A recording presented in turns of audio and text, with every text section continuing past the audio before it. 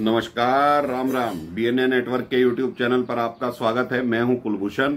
अगर आप अभी तक हमारे चैनल से नहीं जुड़े हैं तो कृपया चैनल को सब्सक्राइब कर लीजिए।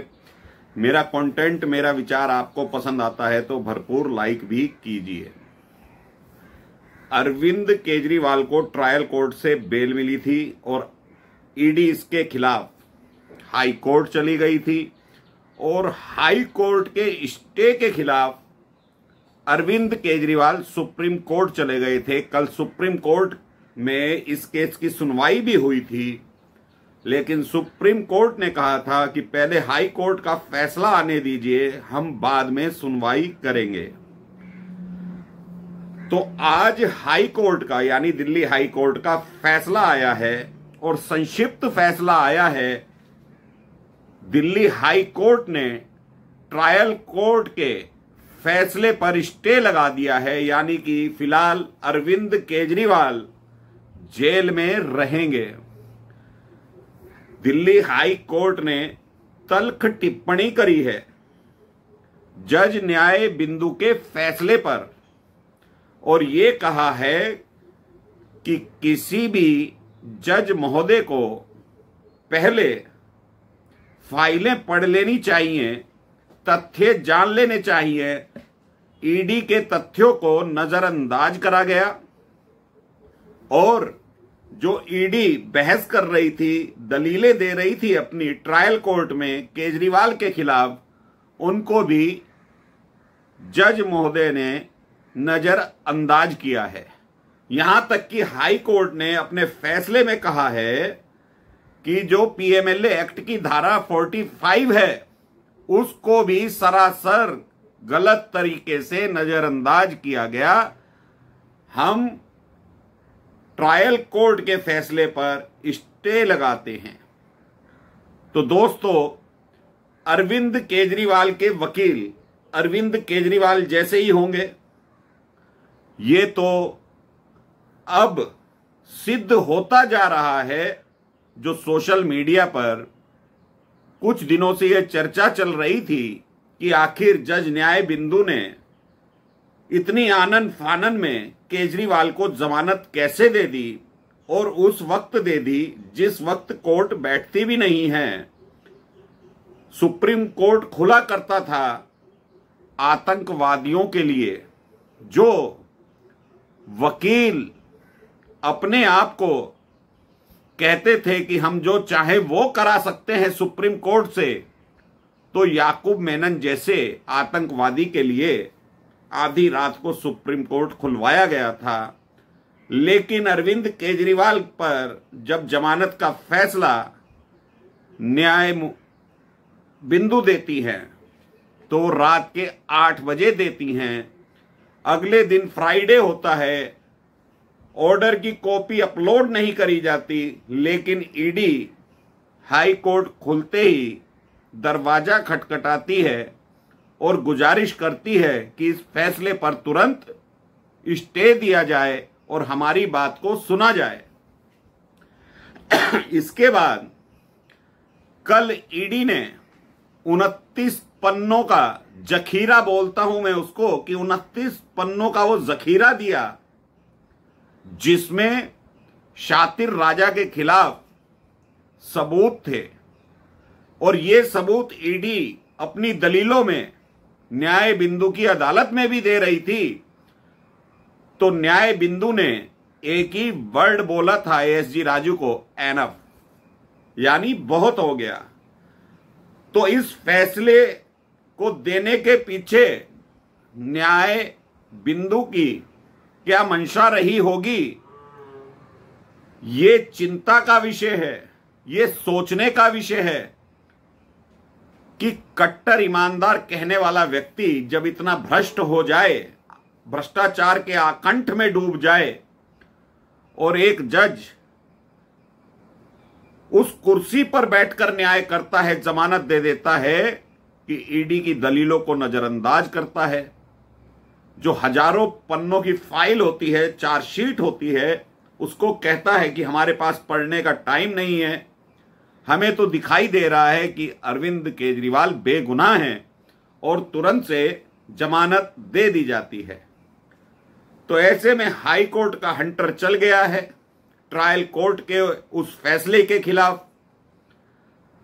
अब अरविंद केजरीवाल कल अपना पक्ष सुप्रीम कोर्ट में रखेंगे और दलीलें उनके पास वही हैं जो वो पिछली बार संजीव खन्ना की बेंच में दे रहे थे। अब तक वही दलीलें अरविंद केजरीवाल देते आ रहे हैं कि पॉलिटिकल वेंडेटा है, मेरे कहीं साइन नहीं है। तो ये तो सत्य है कि अरविंद केजरीवाल के किसी भी फाइल पर साइन नहीं है, क्योंकि कोई मंत्रालय वो अपने पास रखते नहीं हैं। इसीलिए प्रधानमंत्री मोदी ने एक कार्यक्रम में अरविंद केजरीवाल को अनुभवी चोर बताया था। और ये अनुभवी चोर किस तरह से चोरी करता गया, सबूत मिटाता गया, जो ईडी की पकड़ से बहुत कुछ सबूत अभी भी दूर हैं। कल जो 29 पन्नों का जखीरा दिया, हाई कोर्ट में पेश किया ईडी ने, उसमें हवाला कारोबारियों के बयान हैं, पर्चियां हैं, किस किस तारीख को पैसे ट्रांसफर किए गए गोवा के चुनाव में, गोवा के हवाला कारोबारियों के बयान हैं, दिल्ली के कारोबारियों के बयान हैं, हवाला कारोबारियों के, और चैटिंग जो हवाला कारोबारियों के बीच में चैटिंग हुई है कि पैसा कहां से आया है, कितना जाना है, ये सारी चैटिंग कल ईडी ने अपने 29 पन्नों में हाई कोर्ट में जमा कराई थी। और आम आदमी पार्टी के जो विधायकी का चुनाव लड़ रहे थे गोवा में, उनके बयान हलफनामे भी हाई कोर्ट में ईडी ने लगाए हैं। गोवा के प्रत्याशियों ने जो बताया है कि उनको 20-20 लाख रुपए नकद दिए गए थे चुनाव लड़ने के लिए, जो आम आदमी पार्टी के खातों में एंट्री नहीं है, तो वो पैसा जो दिल्ली से आया है वो ही पैसा प्रत्याशियों को दिया गया, कुछ को ज्यादा दिया गया, वर्कर्स को पैसे बांटे गए। वो सारी एविडेंस ईडी ने 29 पन्नों में कल हाई कोर्ट में लगाए थे। अब यही पन्ने कल सुप्रीम कोर्ट में भी खुलेंगे। और ईडी का कहना एक और है दोस्तों कि बहुत सारी जानकारी अभी ईडी ने गुप्त रख रखी है। जब ट्रायल होगा तो अरविंद केजरीवाल बेनकाब हो जाएगा। न्याय बिंदु ने भी माना था कि ईडी सिर्फ 40 करोड़ रुपया ढूंढ पाई है, 60 करोड़ रुपया नहीं ढूंढा। तो मेरा प्रश्न यह है कि 40 करोड़ तो न्याय बिंदु ने भी मान लिए थे, फिर जमानत क्यों दे दी? भाई प्रत्यक्ष रूप से आप किसी को रिश्वत नहीं देते, प्रत्यक्ष रूप से आप बेईमानी नहीं करते, लेकिन आप दिल्ली के मुख्यमंत्री हैं, आम आदमी पार्टी के सर्वे सर्वा हैं, आपकी बिना मर्जी के कोई पत्ता नहीं हिलेगा, आपका मंत्री कोई भ्रष्टाचार नहीं कर पाएगा।